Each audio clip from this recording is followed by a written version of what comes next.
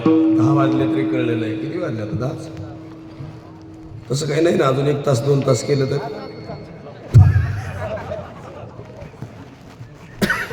ते म्हणते चालू दे पण तेवढ्याच पाकिटात.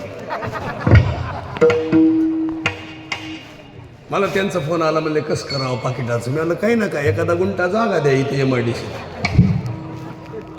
ते म्हणले आम्हीच भाड्याच्या घरात राहतो. हा, असं काही नाही. काय लागतं माहिती आहे का माणसाला? भाव लागतो. आणि भावे विना देव न कळे संदेह गुरु यानो अनुभव. तुम्हाला 5 कर्म सांगत ती कोणते ऐका.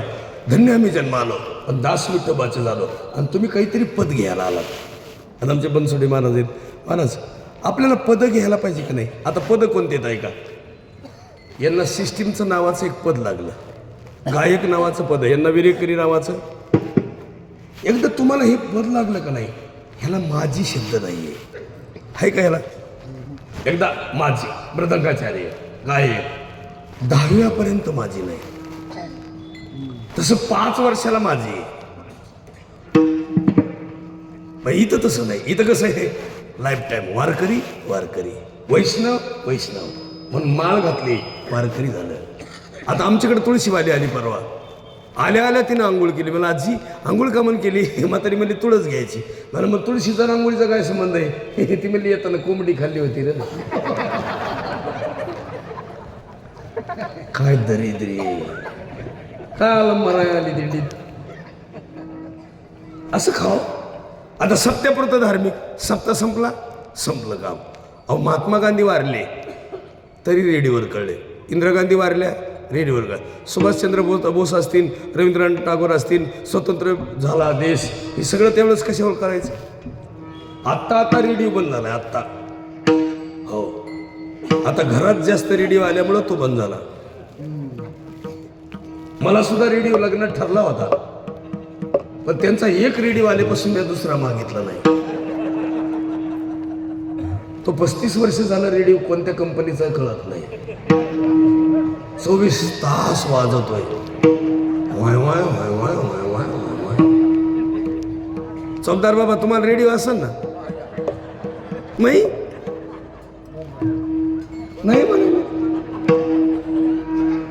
हे नाही करी बाबा, तुम्हाला रेडिओ आहे का? आहे.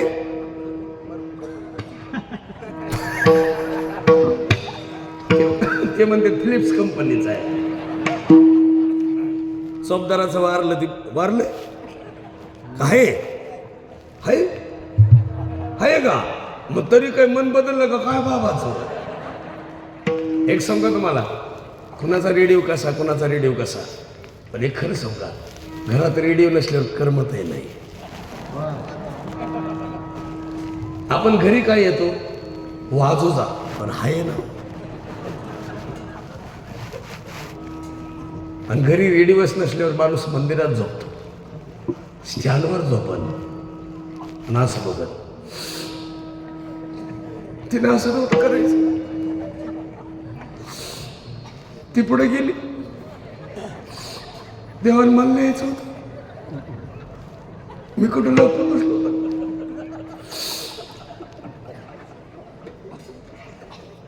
असं म्हणणारे लोक आहेत. आपण त्याला म्हणलं ना, त्यांना घेऊन येतो, तुम्ही जाता का? नाही नाही. आम्ही गेलो एकाला भेटाय, त्याची बायको वारली होती. नका रडू, थोडायचा लेकरं टुकू पाहत.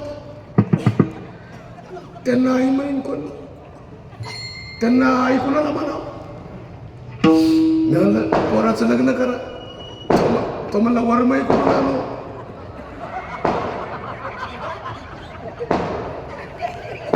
असे लोक आहे. आपल्यासाठी नाही ते वाजत, तिकडच काय असं विठाला विठाला.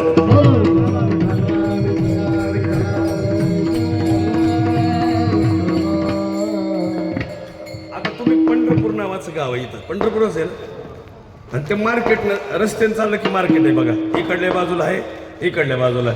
उगच कंपनीतून माघारी आलं आणि बायकोला म्हणलं इकडल्या बाजूचं घेऊ का इकडल्या बाजूचं घेऊ? ते म्हणले तुम्ही कोणत्या साईडला आहे? माशेच्या साईडला आहे. ते म्हणले आणा 2. आता पेलेलाच गडी 2 घेऊन आलं. ती बाई म्हणली कसे लागते बघा, शिजाय टाकले तिनं. शिजल्यावर बघायला गेली कसे लागते, तिला बरे वाटले. तिनं दोन्ही खाल्ले. पातेल्यात फक्त रस्सा राहिला. त्याने एक मित्र आणला होता. तिला वाटलं आता ही पाटीला कातडं ठेवायचा नाही. तिने इडी घेतली आणि त्याच्या हातात दिली. म्हणली कापायला काही नाही. तुम्हाला इडी नाही का? ती म्हणली त्याला धार नाही. तिनं ती इडी त्याच्या हातात दिली. म्हणली घासून घ्या, मी स्वयंपाक करते. ती घासाय गेलं तर बाई पाहुण्याकडे गेली. म्हणली कशाला आला? तुम्हाला जेवाय आलोय. ती बाई त्या पाहुण्याला म्हणली आमच्या बोरचं पाणी गेल्यामुळं आम्हाला जाणतेनं सांगितलं. भगत कळतो ना तुम्हाला? भक्तानं सांगितलंय पाहुणा घरी बोलवा, त्याचे 2 कान कापा आणि बोरमध्ये टाका. अशी बाई त्या पाहुण्याला म्हणली. त्यानं तर धोतरच हातात धरलं. ते जीव काढू काढू पळायचं. ती बाई नवऱ्याकडे गेली. म्हणली पाहुणा आणायचा तर नीट आणायचं. त्याला म्हणली शिजून खाऊ घालतं तर माशी घेऊन पळतोय म्हणली. यानं येडी हातात धरली, लागलं त्याच्या मागं. तिथं वर गेलं तर बाबा पेट्रोल पंपा पुढं. याचा रट्टात मागून तुझ्याकडे बोल आहे, मला एक तरी दी. त्याला वाटायचं कान मागत आहे. ते म्हणायचं तुला एक देऊन मी कशाने ऐकू बाबा. जीव काढू काढू पळायचं. इथून पुढे एक विनंती करतो सगळ्याला. जीवनामध्ये आयुष्याच्या साधने सच्चिदानंद पदवी गेले. पद घ्यायचं पण कोणतं? सच्चिदानंदाचं. आणि त्याला एक सुंदर उदाहरण आहे. ते पद कुणाला मिळतं? सच्चिदानंद बाबा आधारे ते कुणालाही मिळत नाही. शेजारीच निवास आहे. ग्रंथ लिहून घेतला. शेजारीच पैठण आहे. रेडा बोलला. शेजारीच पैठण आहे. रेडा बोलला. आणि इथंच नाथ महाराजाला साक्षात्कार झाला. ते सुद्धा गडी इथंच आहे देवगिरी. तुम्हाला आम्हाला काय मानस?